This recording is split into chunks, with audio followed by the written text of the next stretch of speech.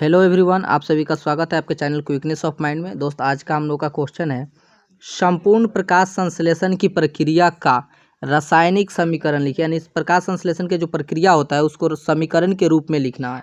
ठीक है, तो चलिए देखते हैं। 6CO2 यानी कि कार्बन डाइऑक्साइड और 12H2O यानी कि जल की अणु। देखिए, ये प्रक्रिया सूर्य की उपस्थिति में होती है। ठीक है, सूर्य की प्रकाश की उपस्थिति में होती है। और कहाँ होती है? तो पत्ती में होती है। ठीक है, पत्ती में क्लोरोफिल मौजूद होता है, उसकी उपस्थिति में होती है। इसके फलस्वरूप क्या निर्माण होता है? तो ग्लूकोज का निर्माण होता है। ठीक है, जिसका सूत्र है C6H12O6। ठीक है, और इसके साथ साथ क्या होता है? ऑक्सीजन भी हमारा क्या होता है? उत्पाद के रूप में निकलता है, जिसका सूत्र हो गया 6O2।